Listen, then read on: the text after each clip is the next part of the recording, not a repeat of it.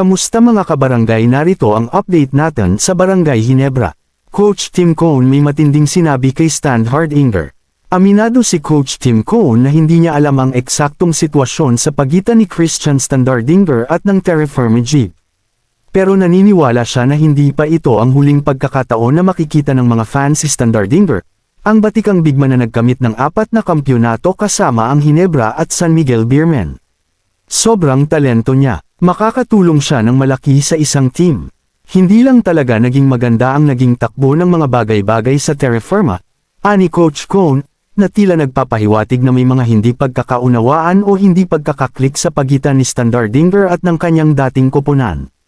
Makikita natin kung saan siya mapupunta. Marahil ay maririnig natin siyang maglaro sa Europa o sa ibang lugar. Talented na bata siya, karapat-dapat siyang maglaro sa isang lugar, dagdag pa ni Coach Cone, na nagpapahiwatig na naniniwala siya sa kakayahan ni Standardinger at nag-aabang sa kanyang susunod na hakbang sa kanyang karera. Maraming nagtataka kung saan nga ba mapupunta si Standardinger. May mga nagsasabi na posibleng bumalik siya sa Ginebra, ang koponan na nagbigay sa kanya ng pagkakataong makuha ang kanyang unang kampyonato sa PBA. Mayroon ding nagsasabi na maaaring pumunta siya sa ibang koponan sa PBA, o kaya ay sumubok ng ibang liga, tulad ng liga sa Europa. Ano man ang mangyari, tiyak na maraming nag-aabang sa susunod na kabanata sa karera ni Christian Standardinger. Ang kwento ni Christian Standardinger ay isang testamento sa pagiging pabago-bago ng mundo ng basketball. Isang talento na hindi may kakaila, ang kanyang paglipat mula sa Terra Firma ay nagbukas ng maraming posibilidad, kapwa para sa kanya at para sa mga koponan na interesado sa kanyang serbisyo. Ang kanyang 4 na kampyonato kasama ang mga higanti ng PBA, ang Ginebra at San Miguel Beermen, ay nagpapatunay sa kanyang kakayahan at kontribusyon sa isang winning team. Ngunit ang kanyang karanasan sa Terra Firma ay nagbigay diin sa katotohanan na ang talento lamang ay hindi sapat, kailangan din ng tamang chemistry at sistema para umunlad ang isang manlalaro. Ang pahayag ni Coach Cone ay nagbibigay ng isang sulyap sa pag-iisip ng isang veterano sa larangan. Hindi niya kinokondena si Standardinger, bagkus ay binibigyang diin niya ang potensyal ng manlalaro at ang kanyang paniniwala sa kakayahan nitong magtagumpay saan mang koponan siya mapunta. Ito ay isang pagkilala sa talento, ngunit higit pa rito, isang pagkilala sa pagiging tao ng isang atleta na ang karera ay hindi palaging isang tuwid na linya patungo sa tagumpay.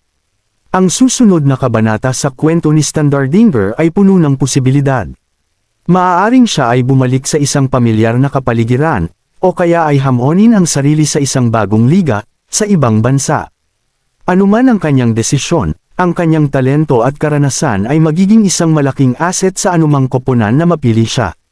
Ang kanyang kwento ay nagsisilbing inspirasyon sa mga batang manlalaro, na nagpapaalala na ang pagtitiyaga at pagtugis sa pangarap ay mahalaga, kahit na may mga pagsubok at paghihirap na darating sa daan.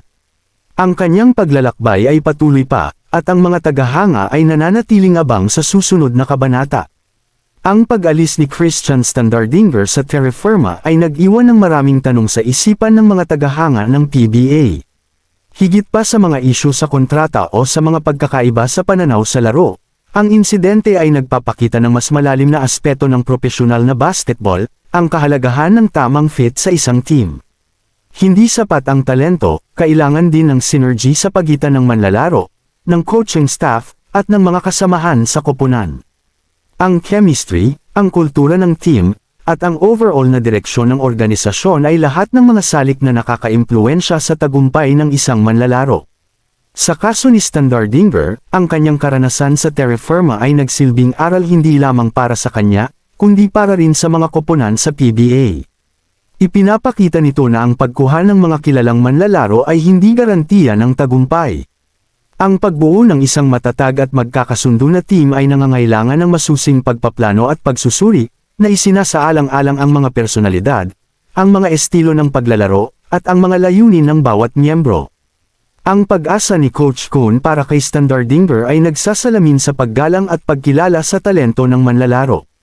Ito ay isang pag-asa na hindi lamang sa kanyang pagbabalik sa larangan, kundi sa kanyang pag-unlad bilang isang atleta at isang tao.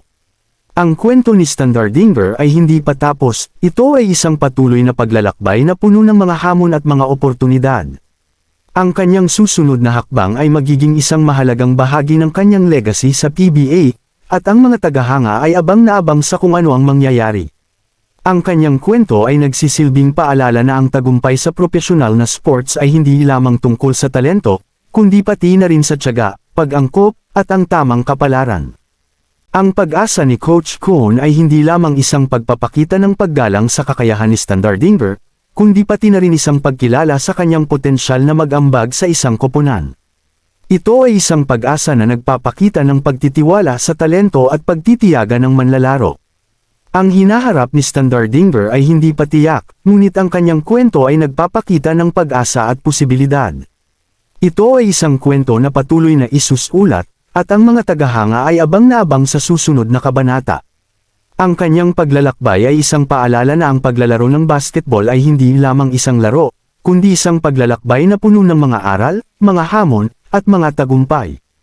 Mga kabarangay, kung gusto ninyo pa ng maraming update sa Barangay Ginebra ay huwag kakalimutan mag-like, subscribe, at pindutin ang notification bell para updated kayo sa ating Barangay Ginebra.